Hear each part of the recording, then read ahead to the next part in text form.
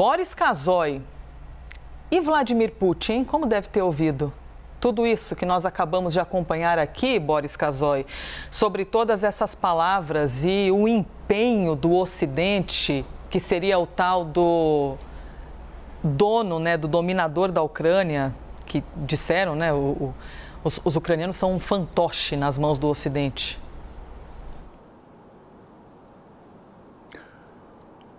Elise, eu achei a entrevista do secretário-geral da OTAN, Stoltenberg, muito preocupante. Ele avalia, ele faz presta contas do deslocamento e da presença de tropas, fala em defesa, depois ele acrescenta a longo prazo, dos países da OTAN que se sentem ameaçados agora e no futuro pela Rússia, fala em defesa em relação a armas químicas, biológicas e nucleares.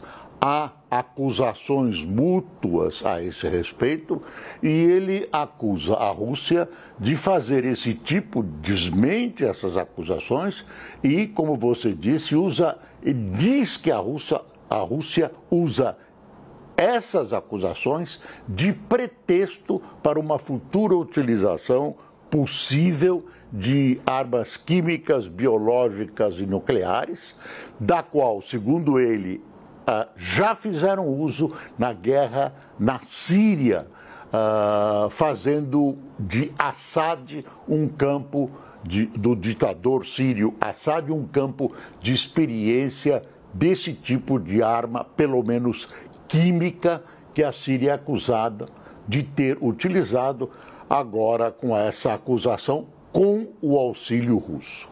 Enquanto a guerra continua sangrenta, enquanto os russos tentam atacar e encontram uma defesa feroz da Ucrânia, algo acontece no Kremlin.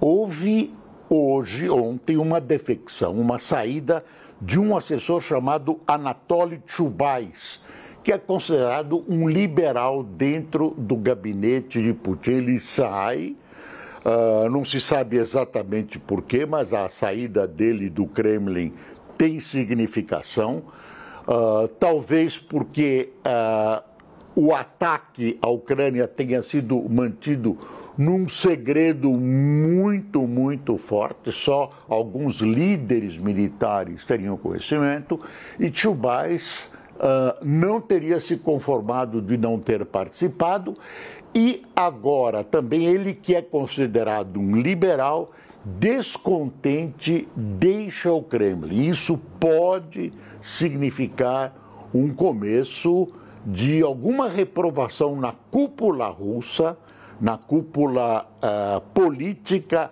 e econômica que cerca o governo russo e que pode trazer alguma amargura para o presidente Putin, que começa a se ver sem apoio. Outro fato gravíssimo na Rússia foi que 3 ou 4 generais, quer dizer, militares de alta patente, teriam sido mortos na Ucrânia, o que realmente mexe com o estamento militar. Enquanto os soldados morrem lá, é normal, mas quando há mortes de oficiais superiores, muito superiores, o problema começa a ser grave e pode provocar alguma reação que tem a ver com a competência militar e com esse segredo mantido pelo Putin, etc.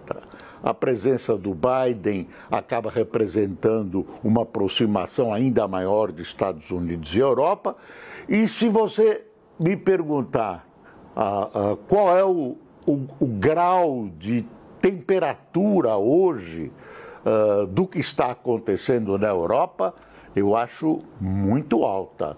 Eu acho que novos passos serão tomados e o conflito ganha contornos também mais fortes fora da Ucrânia. A interpretação que Putin vai dar a esse crescimento da presença das tropas, a essas providências anunciadas pelo Stoltenberg, é importante. Eu não sei como ele vai ler esse tipo de fato que está acontecendo.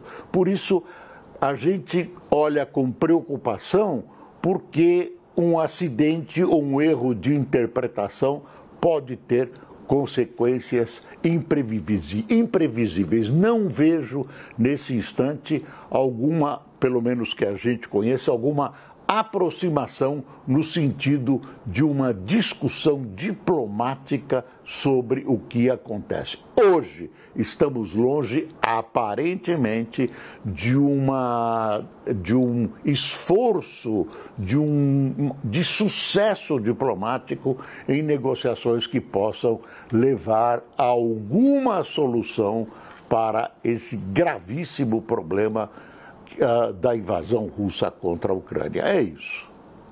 Obrigada, Boris. Boris opinando, então, a respeito da fala agora do representante da OTAN, uma fala ao vivo, até porque esse encontro ocorre neste momento com os líderes de diferentes países que fazem parte da OTAN.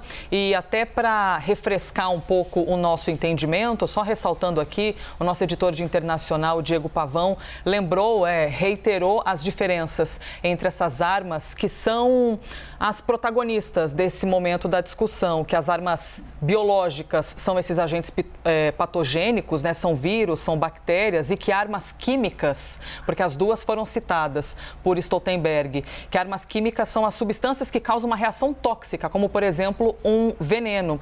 E o professor Luiz Carlos Lima, que é professor de Direito Internacional da Universidade Federal de Minas Gerais, também comentou aqui, mandou um comentário para colaborar com o entendimento de todos nós, que armas químicas e biológicas são completamente proibidas no direito internacional e que elas são a discussão do momento. Então, é exatamente nesse tipo de pauta que o mundo está focado agora.